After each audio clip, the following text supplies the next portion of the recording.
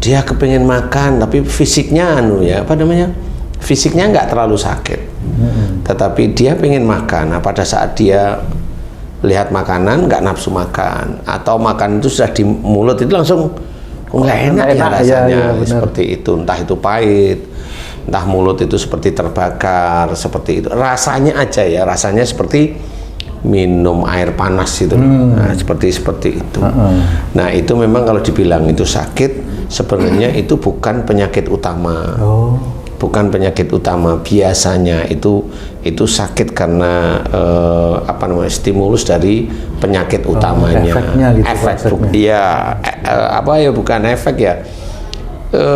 Penyakit tambahan atau ya seperti itu. Jadi biasanya dia ada demam, panas, badannya panas. Kemudian kalau orang bilang panas dalam, nah biasanya ini boleh saya memberikan gambaran adalah perut itu sebenarnya rasanya penuh. Nah, rasa penuh itu berarti zat asam yang ada pada lambung itu tidak berfungsi dengan normal.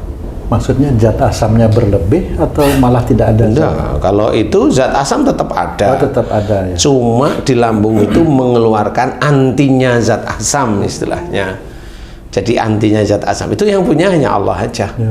Kenapa? Ya seperti itu, zat asam itu kalau agak berlebih kan menjadikan orang itu lapar sebenarnya. Malah lapar ya Pak? Ya, gitu. atau perutnya kosong, tidak ada makanan yang hancur-hancur, itu akan menjadikan kan namanya ini zat asam nih ya, ini ini makanan, ini kan dihancurin dengan zat asam itu ya.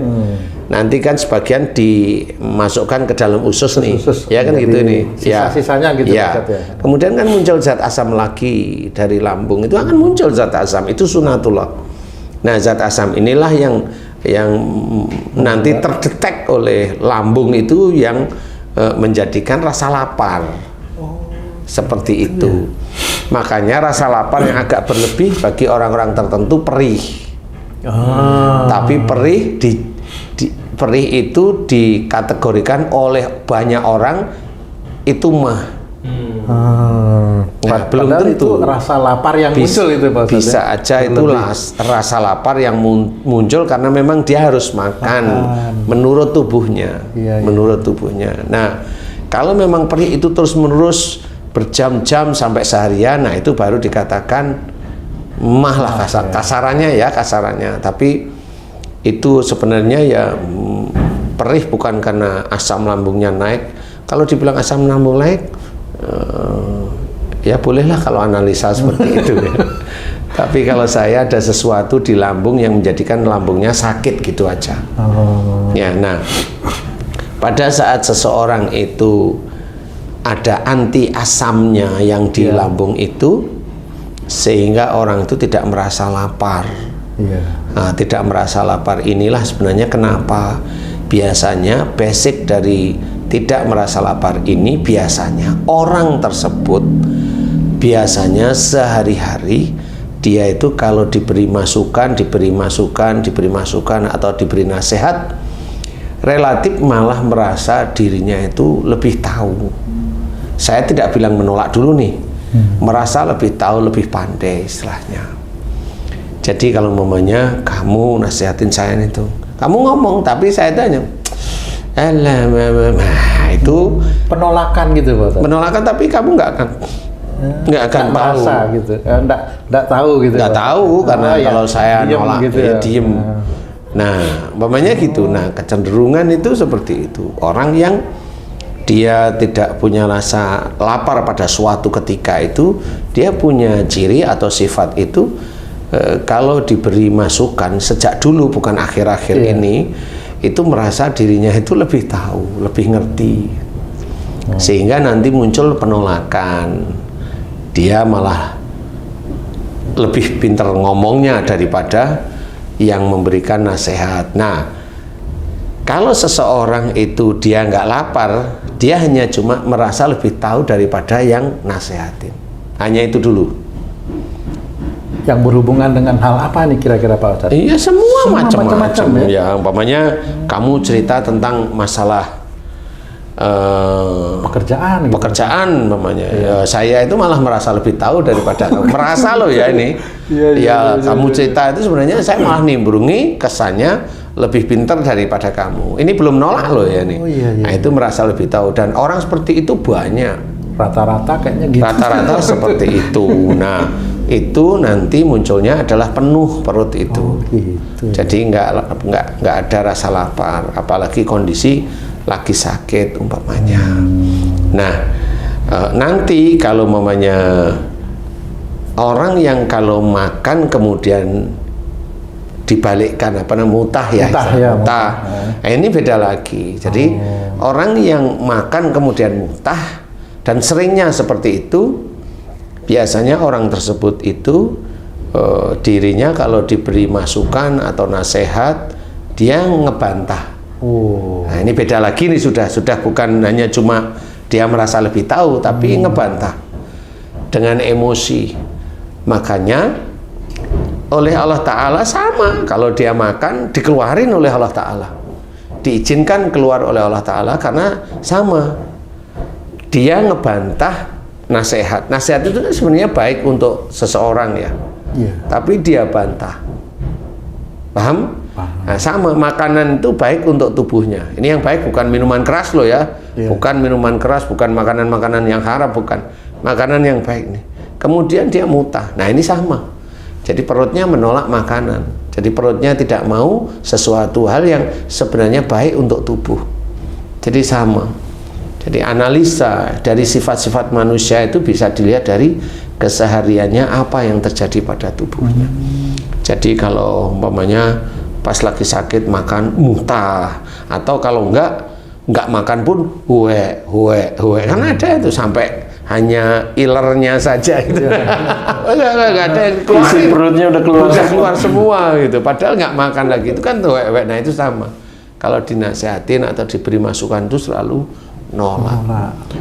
Dan kalau sampai itu sudah makan sudah nggak ada, itu masih huwe terus sampai hanya iler-ilernya, ini punya tipikal ya. Jadi kalau dia udah nolak itu sampai orang yang ngasih nasihat itu udah sampai diem. Gitu ya. Iya. Jadi sudah ya begitulah dia.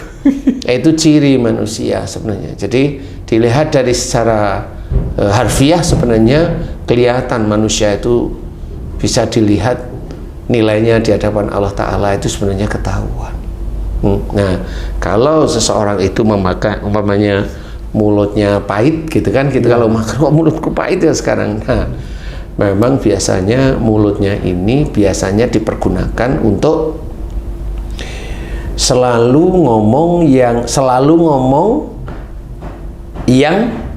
omongannya itu sebenarnya tidak nyaman didengar, tidak nyaman, jadi agak meremehkan, nggak harus marah, agak meremehkan, merendahkan, seperti itu. Mulut yang pahit itu insya Allah seperti itu. Jadi makan masuk tapi pahit gitu loh. Nah, itu di mulut, jadi bukan di lambung. Jadi mulut itu berarti dia sering meremehkan. Langsung ngomong sama orang. Nggak harus langsung ngomong, gitu. Langsung ngomong bisa, di belakang layar juga bisa. Itu sama ya. Jadi umpamanya kamu nih lagi ngomong nih ke saya dengerin biasa. Tapi saya tahu omonganmu salah. Nah, bisa aja omongan saya itu nggak enak. Oh, kamu itu nggak tahu apa-apa ngomong gini. Pertama itu. Langsung. Atau saya diem pergi. Ngomong sama orang lain, itu tutung tuh omongannya aja gini-gini, kerja aja nggak bisa ini itu. Omongan aja kelihatannya baik, tapi dia sehari-hari juga nggak enak sih sebenarnya omongannya gitu. Jadi keluar dari fakta omongannya. Nah, di situ nanti kejadiannya kalau dalam sehari-hari pahit mulutnya, nggak harus sakit sih, pahit gitu loh. Kalau ada emosionalnya selain pahit nanti seperti itu, kayak makan atau minum atau makan ya, ngunyah makan di mulut itu kayak minum air panas ya menurut saya ya. Seperti itu. Nah, itu adalah ciri bahwa mulut kita ini memang racun istilahnya. Jadi harus difahami. Tapi kalau bagi sedulur beriman ingin belajar, ayo, udah diceritain dalam hadis Nabi bahwa mulut ini adalah pencipta dosa paling banyak, ya. Jadi mulut harus diatur. Kalau memang itu nasihat baik ya dengerin. Nah, sering mengalami nih penyakit yang tidak nafsu makan, Ustaz. Dari pagi malahan sampai malam tuh nggak mau makan karena tidak nafsu makan. Tapi lapar, Ustaz. Lapar tapi mau makan apa aja yang dia bayangkan gitu kayaknya nggak enak gitu. Sebenarnya apa yang menyebabkan itu, Ustaz? Akhlak itu, Ustaz, sampai dia nggak nafsu makan padahal dia lapar, Ustaz. Macem-macem ya. Jadi begini, kalau dia lapar mamanya, dan tadi lapar katanya, tapi nggak mau makan. Kalau seperti itu sebenarnya dia sendiri itu banyak membutuhkan masukan atau nasihat. Tapi kalau dia diberi nasihat menyepelekan. Jadi kalau diberi nasihat itu menyepelekan, padahal dia itu begini nih namanya. Kasih masukan nih, saya ada masalah ini. Saya kan butuh nih.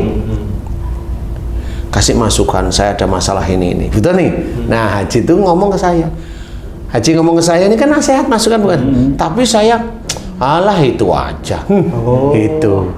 Padahal awalnya butuh. Awalnya dia butuh. Paham belum? Iya. Dan orang yang seperti itu banyak. Awalnya adalah umpamanya cerita nih. Tung, nah ini istrimu umpama kan bisa ya? Bisa kalau ini bisa. Tung, tolong dong ini. Kamu kasih nih istri.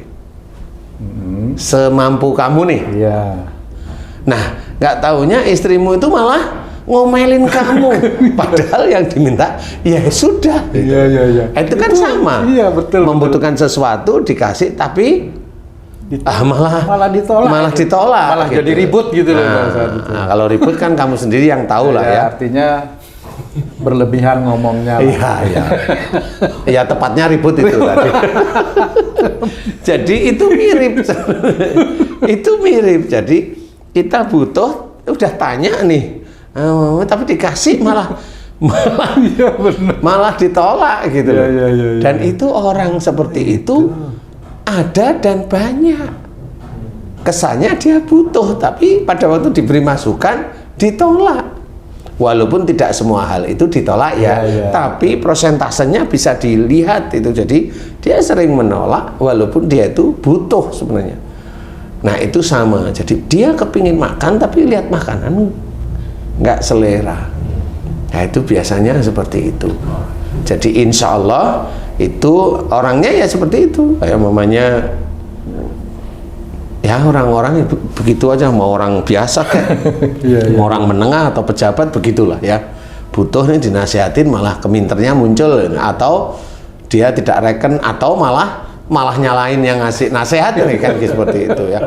Nah itu istilahnya dia lapar tapi dihadapkan makanan yang dia suka, matanya itu nolak, nggak butuh istilahnya. Jadi itu cara Allah aja agar seorang itu menghormati orang yang memberikan masukan.